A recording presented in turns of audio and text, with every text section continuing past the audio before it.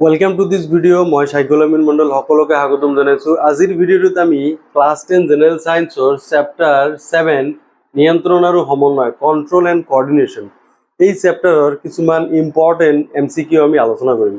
সকলোকে ভিডিঅ'টো চাবা আৰু তোমাৰ বন্ধুবৰ্গলৈ শ্বেয়াৰ কৰা যাতে সকলোৱে ভিডিঅ'টো চাব পাৰে। প্ৰথমতে চোৱা, মই আগৰ যিবিলাক চেপ্টাৰ আছিল এই চেপ্টাৰবোৰৰ এমচিকিউ মই ইতিমধ্যে আপলোড কৰিছো, নিশ্চয় তোমালোকে চাইছা। সো এতিয়া পৰ্যায়ক্ৰমে আমি গোটেই চেপ্টাৰ আমি আলোচনা কৰিম। সো প্ৰথম কোৱেশ্চনটো যদি আমি চাওঁ, এইটো কি দিয়া আছে, তলত উল্লেখ কৰা কোনবিধ উদ্ভিদৰ সঞ্জীৱনী পদাৰ্থ। উদ্ভিদৰ সঞ্জীৱনী পদাৰ্থ বুলি কৈছে। ইয়াতে insulin, thyroxine, oestrogen, cytokinin. So cytokinin হৈছে উদ্ভিদৰ এবিধ সঞ্জীৱনী পদাৰ্থ। তো অক্সিন, জিবাৰলিন, সাইটোকাইনিন, এপচাইচিক এচিড, সো এইবিলাক উদ্ভিদৰ সঞ্জীৱনী পদাৰ্থ। তোমালোকে প্ৰতিটো উদ্ভিদৰ সঞ্জীৱনী পদাৰ্থৰ তোমালোকে কাৰ্যবোৰ তোমালোকে মনত ৰাখিবা। দুটা নিউৰনৰ মাজৰ খালী ঠাইক কি বুলি কোৱা হয়? সাইনেপছ বুলি কোৱা হয়। ঠিক আছে, সাইনেপছ হৈছে দুটা নিউৰনৰ মাজৰ খালী ঠাই, এইটো মন কৰিবা। প্ৰতিক্ৰিয়াত স্নায়ুতন্ত্ৰৰ কোনটো অংশ নিয়ন্ত্ৰণ কৰে? সো প্ৰতিক্ৰিয়া এইটো কি স্নায়ুৰজ্জুই নিয়ন্ত্ৰণ কৰে, মনত ৰাখিবা। প্ৰতিক্ৰিয়াত মগজুৰ কোনো ধৰণৰ ভূমিকা নাথাকে, কিন্তু স্নায়ুৰজ্জুই ই কি নিয়ন্ত্ৰণ কৰে। সো নেক্সট তোমালোকে চোৱা, কোশ্চিন নম্বৰ 4 ওপৰত যাব লাগিব। কোষ বিভাজনত উদ্দীপনা যোগান ধৰা উদ্ভিদৰ সঞ্জীৱনী পদাৰ্থটো হ'ল কোষ বিভাজন। চোৱা, এতিয়া কোষ বিভাজনত সঞ্জীৱনী পদাৰ্থ এইটো সাইটোকাইনিনে যোগান ধৰে। এতিয়া অক্সিনে কি কাম কৰে, এপচাইচিক এচিডে কি কাম কৰে, জিবাৰলিনে কি কাম কৰে, গোটেইখিনি তুমি জানিব লাগিব। ঠিক আছে। সো তোমালোকে পেজ নাম্বাৰ মোষ্ট প্ৰবাবলি এইটো 122 পেজত তুমি কিতাপ বাহিৰ কৰি চাবা, এই গোটেইখিনি সঞ্জীৱনী পদাৰ্থৰ কামবিলাক তাতে দিয়া আছে। সো নেক্সট চোৱা, মস্তিষ্কৰ যি অংশই দেহৰ সমতা আৰু ভংগিমা নিয়ন্ত্ৰণৰ কাৰণে দায়ী, সেই অংশটো হৈছে চেৰিবেলাম। ঠিক আছে, এইটো পশ্চাৎ মস্তিষ্কৰে অংশ হয়, চেৰিবেলাম। সো মেডুলা পন্স এইটোও পশ্চাৎ মস্তিষ্কৰ অংশ হয়, কিন্তু ৰাইট আনসাৰ ইজ চেৰিবেলাম, 5ৰ এ অপশ্যন। তাৰপিছত চোৱা, তেজত চেনিৰ মাত্ৰা নিয়ন্ত্ৰণ কৰি থকাত সহায় কৰা অগ্নাশয়ৰ দ্বাৰা উৎপাদিত হৰমনবিধ হৈছে। সো এই উৎপাদিত হৰমনবিধ হৈছে এইটো insulin. C is the right answer. ঠিক আছে, ইনসুলিন হৰমন। তাৰপিছত কোশ্চিন নম্বৰ 7টো চোৱা, কি দি আছে, ভোক আৰু পিয়াহ লগা অনুভূতিৰ বাবে পৰিচালিত মস্তিষ্কৰ অংশ। সো ভোক আৰু পিয়াহ লগাৰ বাবে কোনটো অংশ দায়ী? তোমালোকে মোক অলপ এইটো তোমালোকে কমেন্টছত জনোৱা। ঠিক আছে, কোনটো হ'ব? এইটো নিশ্চিতভাৱে এইটো প্ৰ মস্তিষ্ক হ'ব। ঠিক আছে, ভোক আৰু পিয়াহ লগাৰ বাবে প্ৰ মস্তিষ্ক দায়ী। সো নেক্সট কোশ্চিন নম্বৰ 8 আমি চাম। কোশ্চিন নম্বৰ 8 কি দিয়া আছে, তলৰ কোনবিধ ৰোগ থাইৰক্সিন হৰমনৰ উপযুক্ত পৰিমাণৰ খৰিত নোহোৱাৰ বাবে হয়? সো থাইৰক্সিন হৰমন যদি ক্ষৰণ ভালকে নহয়, তেনেহ'লে নিশ্চিতভাৱে এইটো কি গৰল ৰোগ হ'ব। তোমালোকে জানা এইটো গৰল ৰোগ। থাইৰয়েড গ্ৰন্থিয়ে থাইৰক্সিন হৰমন ক্ষৰণ কৰে, আৰু এইটো যথোপযুক্ত নহ'লে কি গৰল ৰোগ হয়। সো এইটো বাকী ৰোগবোৰ এতিয়া তোমালোকে এইটো জানিব লাগিব। সো এই ডায়েবেটিছ কিয় হয়? ঠিক আছে, ইনসুলিনৰ কাৰণে হয়। তো তাতে এইটো চেপ্টাৰ 7তে দিয়া আছে। উদ্ভিদত থকা বৃদ্ধিৰোধক হৰমন হ'ল, সো উদ্ভিদত থকা বৃদ্ধিৰোধক হৰমনটো হৈছে এপচাইচিক এচিড। ঠিক আছে, এইটো উদ্ভিদৰ বৃদ্ধি ৰোধক হৰমন। যেনেকে উদ্ভিদৰ গছৰ পাত সৰি পৰাত কোনবিধ হৰমনে জড়িত? এইটো এপচাইচিক এচিডে হ'ব। ঠিক আছে, ফিডবেক পদ্ধতিৰ দ্বাৰা ড্যাছৰ নিয়ন্ত্ৰণ কৰা হয়, এইটো হৰমনৰ ক্ৰিয়া নিয়ন্ত্ৰণ কৰা হয়। সি ইজ দ্য ৰাইট আনসাৰ। তো কোশ্চিন নম্বৰ 11টো চাও, কি আছে, তলৰ কোনটো হৰমনৰ থাইৰয়েড গ্ৰন্থিৰ দ্বাৰা প্ৰস্তুত কৰিবৰ বাবে আয়োডিনৰ প্ৰয়োজন?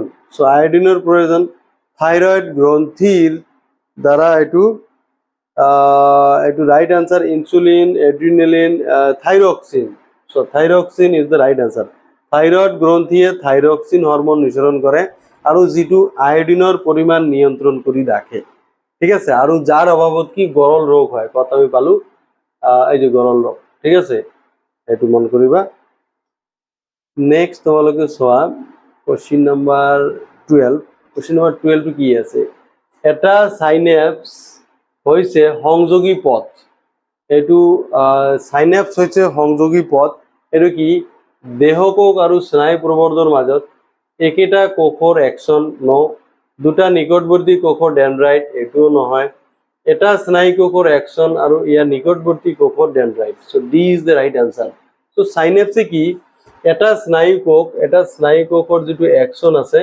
ঠিক আছে এটা স্নায়ু কোষৰ সাপোজ এটো একশন আছে সো একশন আন এটা স্নায়ু কোষৰ তোমাৰ কি যেটো ডেনড্ৰাইট এইটো ইয়াৰ মাজৰ যেটো সংযোগী পথ সাইনেপসটো ইয়াতে থাকিব ঠিক আছে সো এটাৰ একশন আৰু আন এটা ডেনড্ৰাইটৰ মাজৰ এইটো সংযোগী পথ তাৰপিছত কোশ্চিন নম্বৰ 13 টো চোৱা নিম্নলিখিত কোনটো তন্ত্ৰই প্ৰাণী দেহৰ বিভিন্ন অন্ত্ৰসমূহৰ মাজত সমন্বয় ৰক্ষা কৰে এটো নিশ্চিতভাৱে স্নায়ুতন্ত্ৰই হ'ব স্নায়ুতন্ত্ৰই এজ এ বেলেগ তন্ত্ৰসমূহৰ মাজত কি সমন্বয় ৰক্ষা কৰে কোশ্চিন নম্বৰ 14 নিম্নলিখিত কোষবোৰৰ কোনটোত একশন আৰু ডেনড্ৰাইটৰ মাজত প্ৰবৰ্ধক থাকে সো এটো পেশী কোষ এটো স্নায়ু কোষ so B is the right answer so next আমি কোশ্চিন লৈ যাম কোশ্চিন নাম্বার 15 ত কি দিয়া আছে সোয়া হরমোন এবিধ সো হরমোন কি সো হরমোন এবিধ নিশ্চিতভাৱে এটো ৰাসায়নিক বাহক ঠিক আছে এটো উৎসেচক নহয় উপজাত দ্ৰব্য নহয় নাইট্ৰজেন ক্ষাৰক পদাৰ্থ নহয় এটো কি ৰাসায়নিক বাহক এটো হৈছে হৰমোন কোশ্চিন নাম্বাৰ 16 তলত দিয়া কোনটো গ্ৰন্থি অন্তঃস্ৰাৱী গ্ৰন্থি নহয় সো অন্তঃস্ৰাৱী গ্ৰন্থি নহয় এটো কোনটো এটো এড্ৰিনাল গ্ৰন্থি থাইৰয়েড প্ৰোস্টেট সো প্ৰোস্টেট গ্ৰন্থি এটো কি অন্তঃস্ৰাৱী গ্ৰন্থি এটো নহয় অগ্নাশয় গ্ৰন্থিও হয় নেক্সট তোমালোকে চোৱা কোশ্চিন নাম্বাৰ 17 টো কি দিয়া আছে দেহত থকা অন্তঃস্ৰাৱী গ্ৰন্থিবোৰে নিম্নলিখিত কোনবিধ ৰাসায়নিক দ্ৰব্য ক্ষৰণ কৰে অন্তঃস্ৰাৱী গ্ৰন্থিসমূহে নিশ্চিতভাৱে তোমালোকে জানা এটো হৰমোন ক্ষৰণ কৰে হৰমোন ঠিক আছে অন্তঃস্ৰাৱী গ্ৰন্থিয়ে হৰমোন ক্ষৰণ কৰে তো কোশ্চিন নাম্বাৰ 18 তোমালোকে চোৱা কি দিয়া আছে তলত দিয়া অন্তঃস্ৰাৱী গ্ৰন্থিবোৰৰ কোনটো শৰীৰত গ্লুকোজৰ পৰিমাণ নিয়ন্ত্ৰণ কৰা কাৰ্য জড়িত গ্লুকোজৰ পৰিমাণ নিয়ন্ত্ৰণ কৰা কাৰ্যত জড়িত নিশ্চিতভাৱে এটো অগ্নাশয় মনত ৰাখিবা সো এটো হৈছে ৰাইট আনসার কি অগ্নাশয় ওকে নেক্সট তলত দিয়া কোনটো উদ্ভিদ হরমোন নহয় সো উদ্ভিদ হরমোন নহয় বুলি কৈছে অক্সিন এসকার্বিক অ্যাসিড এইটোৱে উদ্ভিদ হৰমোন নহয় so B is the right answer এতে কোশ্চিন নাম্বাৰ 20 চোৱা শিপাৰ অধমুখী চলনক পৃথিৱীৰ মাধ্যাকৰ্ষণ বলৰ প্ৰতি সঁহাৰি দিয়া বুলি গণ্য কৰা হয় উদ্ভিদৰ এই চলন হৈছে এটো কি চলন এটো নিশ্চিতভাৱে এটো যেহেতু শিপাৰ মাটিৰ তলৰ ফালে গতি কৰে ভূকেন্দ্ৰৰ ফালে এটো হৈছে ভূকেন্দ্ৰাবেগী চলন ঠিক আছে সো কাণ্ডৰ চলনটো এটো পোহৰানুবেগী সো তোমালোকে কিন্তু এইটো পোহৰানুবেগী ভূকেন্দ্ৰাবেগী ৰাসায়নিকবেগী জলানুবেগী এই চলনবিলাক তোমালোকে ক্লিয়াৰ কৰি ৰবা তাৰ পৰা এমসিকিউ অহাৰ চান্সেস আছে তো কোশ্চিন নাম্বাৰ 21 টু চোৱা কি দিয়া আছে ডিম্বকৰ দিশে পৰাগনলীৰ গতি হৈছে এটো হৈছে ৰাসায়নিকবেগী চলন ঠিক আছে কেমোট্ৰফিজম বুলিও কয় ইংৰাজীত কেতিয়াবা অসমীয়াটো এটো দি দিয়ে কেমোট্ৰফিজম সো দিস ইজ ৰাসায়নিকবেগী চলন কোশ্চিন নাম্বাৰ 22 চোৱা নিম্নলিখিত এটা গ্ৰন্থি অন্তঃস্ৰাৱী আৰু বহিঃস্ৰাৱী দুই ধৰণৰ গ্ৰন্থি হিচাপে কাৰ্য কৰে সো গ্ৰন্থিটো নিশ্চিতভাৱে অগ্নাশয় মনত ৰাখিবা অগ্নাশয় এটো একমাত্ৰ গ্ৰন্থি যি অন্তঃস্ৰাৱী বহিঃস্ৰাৱী দুয়োটাৰে এটো কাম কৰে ঠিক আছে সো নেক্সট 23 নাম্বাৰ কোশ্চিনটো তোমালোকে চোৱা এটো কি আছে সেৰিবেলাম মেডুলা আৰু পন্স মস্তিষ্কৰ কোনটো অংশৰ অন্তৰ্গত এইটো পশ্চাৎ মস্তিষ্ক মনত ৰাখিবা পশ্চাৎ মস্তিষ্কর অন্তর্গত এটি। তোমালোকে মস্তিষ্কের যদি ছবি আছে, ছবি চালেও তোমালোকে গম পাবা, ঠিক আছে, যে এই যে সেরিবেলাম মেডুলা পন্স এটু পশ্চাৎ মস্তিষ্কর অঙ্গ হয়। So next 24 number question, insulin সম্পৰ্কে, ঠিক আছে, ইনসুলিন সম্পৰ্কে তলৰ কোনটো অশুদ্ধ, এই কথাবিলাক মনত ৰাখিবা। অশুদ্ধ বুলি কৈছে, ঠিক আছে, অশুদ্ধ উত্তৰটো আমাক লাগে। সো কোনটো অশুদ্ধ তুমি এইটো চাব লাগিব। অগ্নাশয়ে নিঃসৰণ কৰে insulin, this is right. So দেহৰ বৃদ্ধি আৰু বিকাশ নিয়ন্ত্ৰণ কৰে। সো ইনসুলিনে দেহৰ বৃদ্ধি আৰু বিকাশ নিয়ন্ত্ৰণ নকৰে। So our right answer is B, কাৰণ এইটো তোমাৰ অশুদ্ধ, ঠিক আছে। আমি দুটা নিশ্চিতভাৱে এইটো আমি চাব নালাগে, যেহেতু আমাৰ ৰাইট আনসাৰটো আহি গৈছে। কোশ্চিন নাম্বাৰ 25 টু চোৱা, দেহৰ অনৈচ্ছিক ক্ৰিয়া নিয়ন্ত্ৰণ কৰে। অনৈচ্ছিক ক্রিয়া, সো এই বস্তুটো চাব লাগিব, অনৈচ্ছিক ক্রিয়া। সো মধ্য মস্তিষ্ক, পশ্চাৎ মস্তিষ্ক, প্রো মস্তিষ্ক, মধ্য মস্তিষ্কের এইটো D number option is right. তার মানে মধ্যও হয় পশ্চাৎও হয়, দুটাই অনৈচ্ছিক ক্রিয়ার নিয়ন্ত্রণ করে। সো প্রো মস্তিষ্কই তোমার কি ঐচ্ছিক ক্ৰিয়াবোৰ নিয়ন্ত্ৰণ কৰে।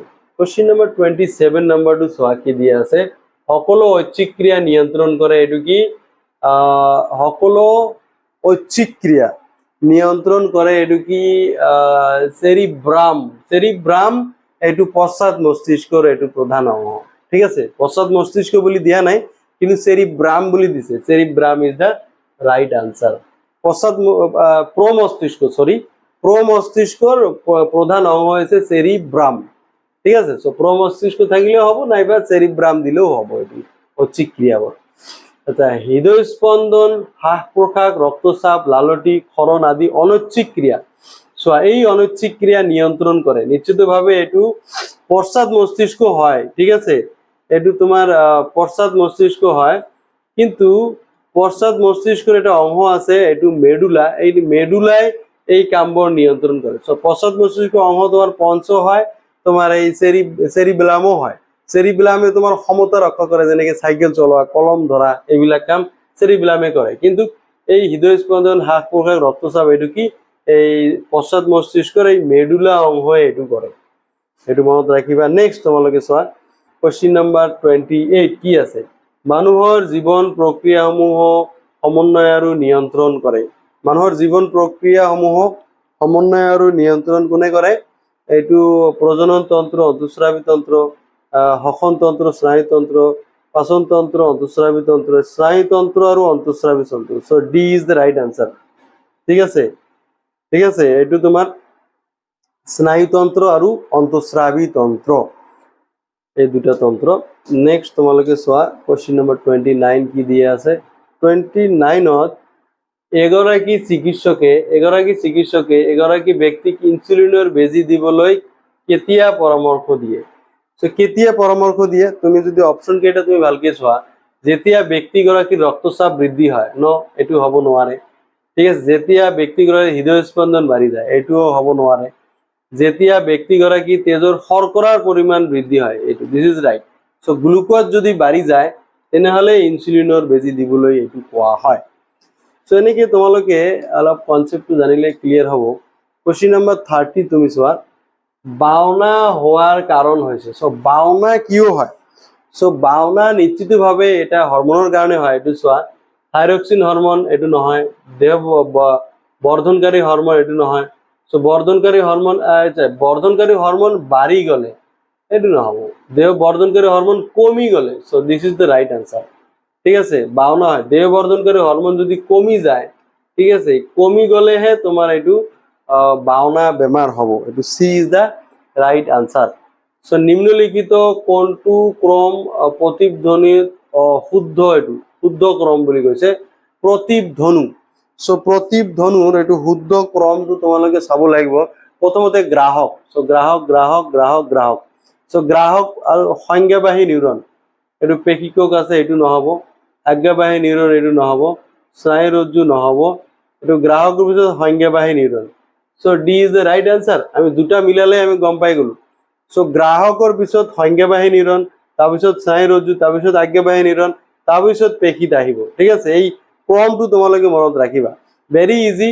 ফার্স্ট এন্ড সেকেন্ড মনত রাখি আমি তিনিটা আমি ক্রস করেছো মানে এটু কাটি দিছো রাইট আনসারটো আমার ওলাই গেছে বাকি 3 নম্বরত আমি যাব লগাই হওয়া নাই ঠিক আছে সো এনেকুৱা টেকনিকত আমি টাইম বচাব পাৰো সো টাইম ম্যানেজমেন্টটো তোমালোকে এটু জানিব লাগিব কোশ্চেন নাম্বাৰ 32 তোমালোকে সোয়া 32 নাম্বাৰটো কি দিয়া আছে এটু তলৰ কোণটো অতি শুদ্ধ আমাৰ শুদ্ধটো আমাক লাগে সো কোনো উদ্দীপনাৰ বিপৰীতে শৰীৰৰ স্বতঃস্ফূৰ্ত আৰু খৰতকীয়া অনৈচ্ছিক প্ৰতিক্ৰিয়া বুলি কোৱা হয় সো এটু এক নাম্বাৰটো কিন্তু ৰাইট আছে ঠিক আছে সংজ্ঞাবাহী নিউৰনে প্ৰতিক্ৰিয়া স্নায়ুৰজ্জুৰ পৰা পেশীলৈ স্নায়ু প্ৰেৰণা কঢ়িয়াই নিয়ে so this is also right ঠিক আছে ন সংজ্ঞাবাহী নিউরন এইটো না ভুল কৈছে সংজ্ঞাবাহী নিউরনটো নহব এটো আজ্ঞাবাহী নিউরন হ'ব সো এইটো ভুল হৈ আছে ঠিক আছে তাৰপিছত আজ্ঞাবাহী নিউৰনে প্ৰতিক্ৰিয়াত গ্ৰাহকৰ পৰা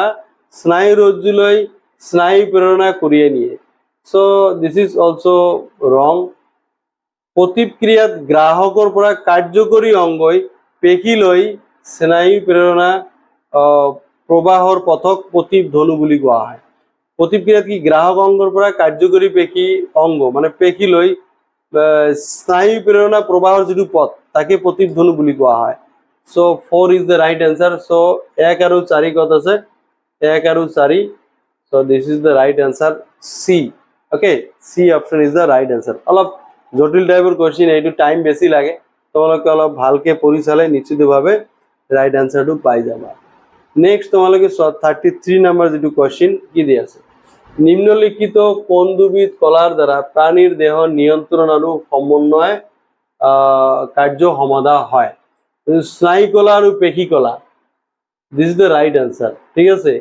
এই নাম্বাৰটোৱে ৰাইট স্নায়ু কলা আৰু পেশী কলা কিয় আমাৰ যেটো পাঁচটা যেটো আমাৰ চকু কাণ নাক জিভা ছাল যেটো আমাৰ ইন্দ্ৰিয় আছে পাঁচটা এই পাঁচটা ইন্দ্ৰিয়ৰ পৰা আমি বাৰ্তাবোৰ গ্ৰহণ কৰো সো প্ৰথমে পেশী কলাবোৰেই কিন্তু গ্ৰহণ কৰে বাৰ্তাবোৰ গ্ৰহণ কৰি লয় তাৰ পিছত ডেন্ড্ৰাইটে নিকটৱৰ্তী স্নায়ু কোষৰ ডেন্ড্ৰাইটে তাৰ পৰা গ্ৰহণ কৰে সো এটো স্নায়ু কলা আৰু পেশী কলা ৰাইট আনসাৰ সো তাৰ পিছত নেক্সট তোমালোকে চোৱা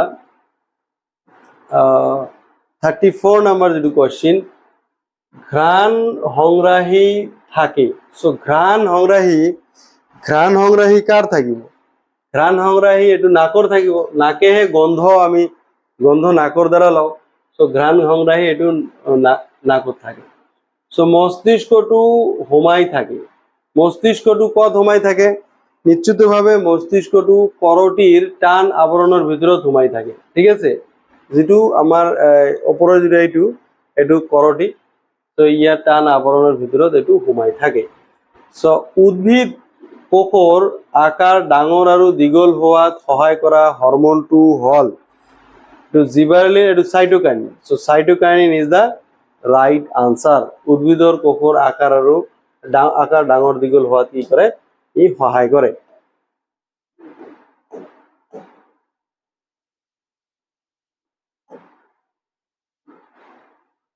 তো নেক্সট তোমালোকে চোৱা কোশ্চেন নাম্বাৰ 37 টু চাম অধিবৃক্ক গ্ৰন্থি নিঃসৰণ কৰা হৰমোনটো হল সো অধিবৃক্ক গ্ৰন্থিয়ে নিঃসৰণ কৰা হৰমোন এটো thyroxine adrenaline so adrenaline is the right answer অধিবৃক্ক গ্ৰন্থিয়ে এড্ৰিনালিন হৰমোন নিঃসৰণ কৰে এটো মনত ৰাখিবা কোনটো গ্ৰন্থিয়ে কি হৰমোন নিঃসৰণ কৰে দিস ইজ ভেৰি ইম্পৰ্টেন্ট তাৰপৰ কোশ্চেন আহিব পাৰে দেহ বৰ্ধনকাৰী হৰমোন নিঃসৰণ কৰা অন্তঃস্ৰাৱী গ্ৰন্থিটো হল নিশ্চিতভাৱে এটো পিটুইটাৰি গ্ৰন্থি ঠিক আছে পিটুইটাৰি গ্ৰন্থিয়ে দেহ বৰ্ধনকাৰী হৰমোন নিঃসৰণ কৰে ঠিক আছে অলপ আগত যেটো কলো এটো একে ৰিলেটেড কোশ্চেন মানুহৰ মস্তিষ্কই চিন্তা ভাবনা কৰে হৃদয় স্পন্দন নিয়ন্ত্ৰণ কৰে ক্ষমতা ৰক্ষা কৰে ওপৰৰ আটাইকেইটা এই গোটেইখিনি মানুহৰ মস্তিষ্কই কৰে সো কোশ্চেন নাম্বাৰ আমি 40 চাম and 40 is the last question পোহৰৰ দিশত উদ্ভিদৰ চলন হৈছে পোহৰৰ দিশত উদ্ভিদৰ চলন এটো নিশ্চিতভাৱে এটো পোহৰানুবেগী চলন যেহেতু এটো পোহৰৰ দিশত গতি কৰিছে সো মৰমৰ ছাত্ৰ ছাত্ৰীসকল মই এটো নগাঁৱৰ পৰা এজন ষ্টুডেন্টে যি কোশ্চেন পঠাইছিলে মই পৰ্যায়ক্ৰমে প্ৰতিটো চেপ্টাৰৰ এমসিকিউ মই সলভ কৰি দি আছো যদি তোমাৰো কোনো চেপ্টাৰত বা কিবা যদি ডাউটস থাকে, ঠিক আছে, কোনো টপিকেৰ ওপৰত যদি ডাউটস থাকে, কিবা যদি MCQ থাকে, তুমি এইটো পোৱা নাই, চ' মোৰ হোৱাটছএপ নাম্বাৰটো নোট কৰি লোৱা 8472829618। চ' এইটো নাম্বাৰত তুমি হোৱাটছএপ কৰিবা, মই তোমাৰ হোৱাটছএপৰ নিশ্চিতভাৱে ৰিপ্লাই দিম। যদি দীঘলীয়া হয় ভিডিঅ' আকাৰত দিম, নহ'লে মই হোৱাটছএপতে তোমাক ৰিপ্লাই দিম। চ' মুঠতে মই পৰীক্ষালৈকে তোমালোকৰ লগত আছো। যিকোনো ডাউটছ মোৰ লগত তুমি কনচাল্ট কৰিব পাৰা, যাতে তোমালোকৰ ৰেজাল্টটো ভাল হয়, তাৰ কাৰণে মই তোমালোকৰ লগত সদায় আছো আৰু এনেকেই থাকি যাম। চ' আজিৰ ভিডিঅ' মই ইমানতে সামৰিছো। Thank you very much.